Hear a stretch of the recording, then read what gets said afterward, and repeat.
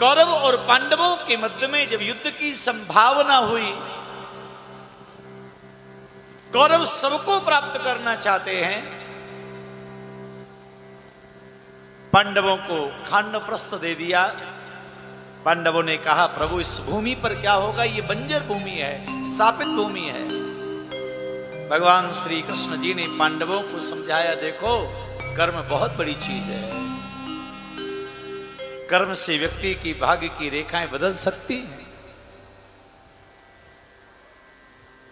तो यदि आपके कर्म शुभ हैं, आपके विचार अच्छे हैं, तो ये बंजर भूमि भी सोना उगल सकती है।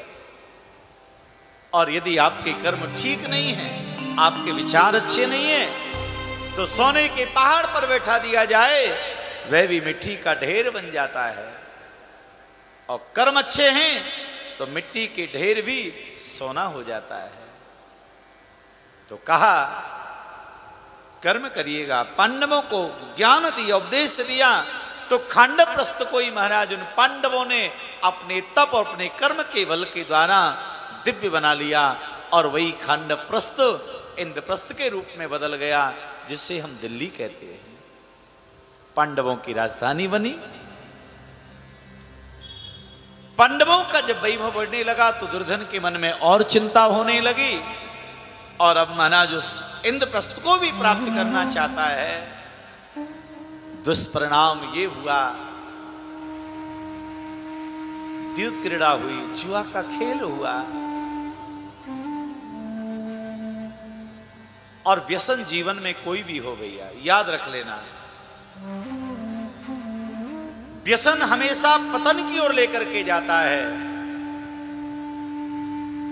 चाहे आपके जीवन में किसी नशे का व्यसन हो, या आपके जीवन में किसी प्रकार के द्यूत क्रीड़ा का हो, जुआ का हो, शराब का हो, किसी प्रकार का कोई व्यसन है, आपके जीवन को अंधकार में ले जाने से कोई रोक नहीं सकता है। और यदि आपने अपने जीवन को व्यसन मुक्त कर लिया, तो आपने अपने खाते में, अपने पास बहुत कुछ आपने जमा कर लिया है, आपने बहुत कुछ संग्रह कर लिया है।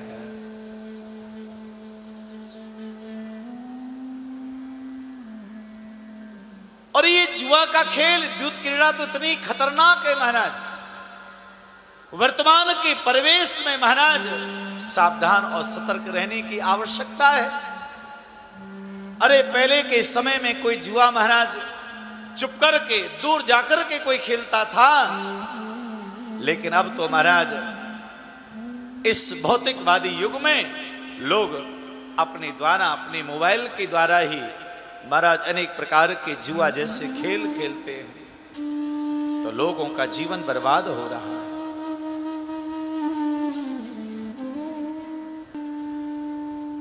इसलिए महाराज मैं प्रत्येक विराजमान सभी श्रोताओं को, माताओं को, बहनों को, भाइयों को कहना चाहूंगा,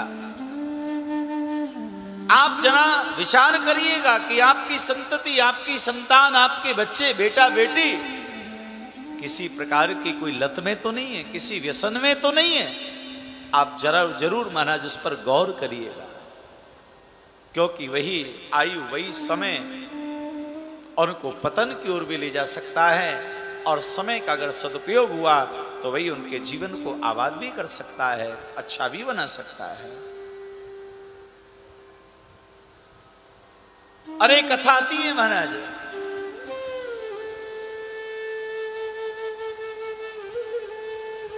इस खेल के द्वारा किसी का भी हित नहीं हुआ, किसी का भी भला नहीं हुआ।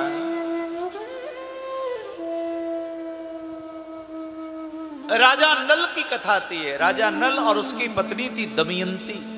राजा बड़े धर्मात्मा, बड़े पुण्यात्मा थे, और उनकी पत्नी जो दमयंती थी महाराज, वो पातिव्रत धर्म का पालन करने वाली सती देवी थी, वो दमयंती।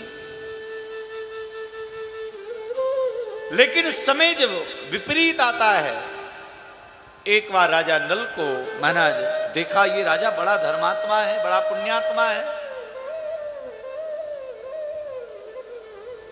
तो किन्हीं उनके शत्रु राजाओं ने विचार किया कि राजा नल के जीवन को अगर बिगाड़ना है तो कोई एक व्यसन इनके जीवन में डाल दो, एक बुराई डाल दो, और वो एक बुराई आपको बिल्कुल महाराज पतन क्यों लेके जा सकती है। तो किसी ने ललकारा कि राजा आप द्यूत क्रीड़ा करें, आप जुआ का खेल खेलें। राजा ने मना किया, लेकिन महाराज अरे कुछ नहीं होगा। खेल आरंभ किया और कोई भी महाराज व्यसन, कोई भी नशा ऐसा होता, एक बार उसका व्यक्ति कोई आदी हो जाए तो फिर वो बर्बाद होकर के ही महाराज मिटने के बाद में ही रुकता है। वर्णन आता है कि राजा नल धीरे धीरे महाराज अपनी सारी संपत्ति को हार गए। यहां तक महाराज उनके अंग पर राजसीय वस्त्र थे, आज उनको भी उन्होंने त्याग दिया, केवल एक वस्त्र को उन्होंने साधारण सा धारण किया। सब कुछ राजा नल जुए में हार गए। जाने लगे, पत्नी को पता चला,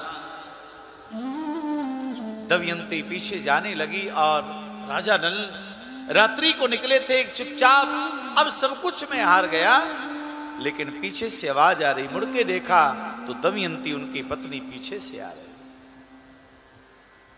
राजा नल ने कहा, देवी तुम मेरा पीछा क्यों कर रही हो?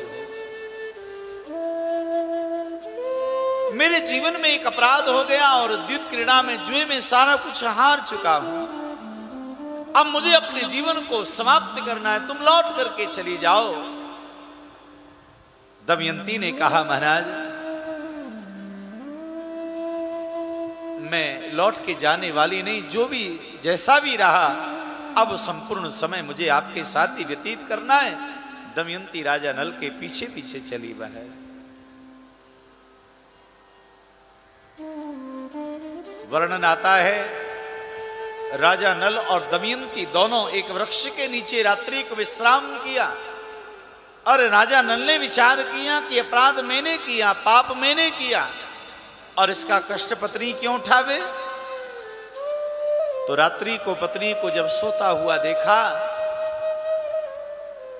तो राजा नल ने विचार किया कि अवसर बहुत बढ़िया है, पत्नी को यहीं पर छोड़ के मैं आगे चला जाता हूं। राजा नल पत्नी दमयंती को वहीं पर छोड़ा और आगे का मार्ग उन्होंने प्रशस्त किया। प्रातःकाल जब दमयंती की आंखें खुली और देखा कि महाराज पति उन्हें छोड़ के चले गए,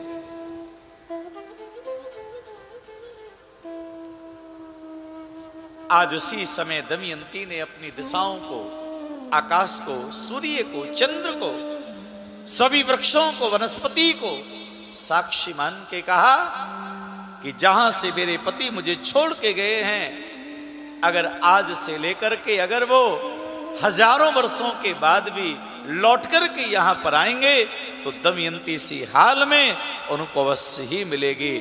वहीं पर महाराज वो खड़ी रही और वर्णन आता है, कई वर्ष बीतने के बाद राजा नल वहां से आए और उनको नहीं पता था कि दमयंती वहीं पर है। उन्होंने सोचा कि महाराज वो लौट के चली गई होगी।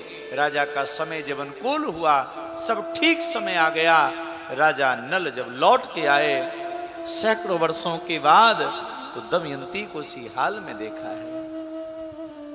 राजा ने कहा, देवी सारा वृतांत बताया। कहने का मतलब यह है सज्जनों, कोई व्यसन, कोई पाप यदि हमारे जीवन में आ जाए उसको वहीं पर मिटाने का प्रयास करना चाहिए। द्यूत क्रीड़ा की वजह से कौरव और पांडवों के मध्य में द्वंद्व हुआ और परिणाम इतना भयावह हो गया कि अंतिम परिणाम तक महाराज युद्ध पहुंचा है। यदा मृदे कौरव सृंजया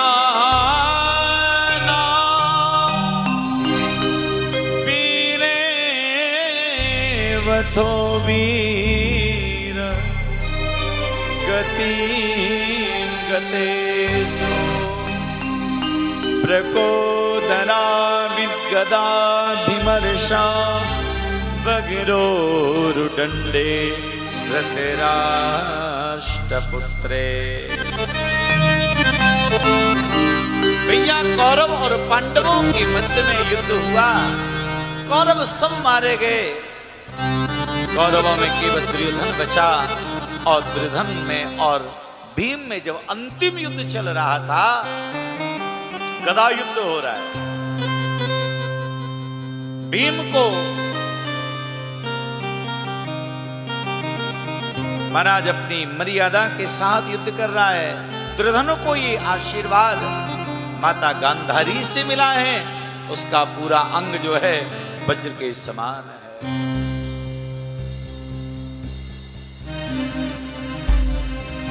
भगवान ने आज भीम को संकेत किया,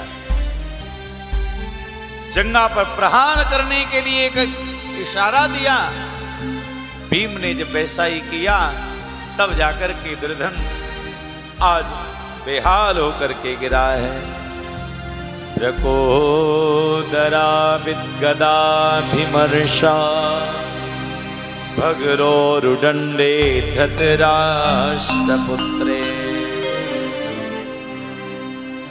आज मरणासन अवस्था में आ गया।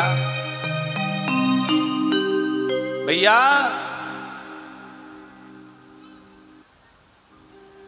पांडव चले आए, लेकिन भैया पापी पाप करने से पीछे नहीं हटता है। अश्वत्थामा आए, अश्वत्थामा ने कहा दुर्योधन तुम्हारी हालत ये। दुर्योधन ने कहा मैं तो मरने वाला हूं, पर एक चिंता मुझे परेशान कर रही है। पांडवों को मैं मार नहीं पाया। चाहते क्या हो? मैं चाहता हूं कि पांडव मर जाएं। तो कहा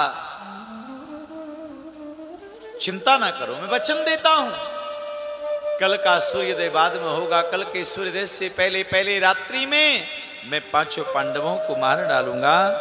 और 5 पांडवों को मारने के लिए आज अश्वत्थामा निकल पड़ा। अवसर देखा उसने। पांडव तो वेदव्यासी के यहां पर गए हुए थे हंस का दर्शन करने के लिए, युद्ध जीत लिया है। और अश्वत्थामा ने मौका देखा और पांचाली देवी द्रौपदी के महाराज उन 5 पांडव पुत्रों को सोते हुए देखा। अपनी तलवार के प्रहार से उन पांचाली के पुत्रों को मार डाला है।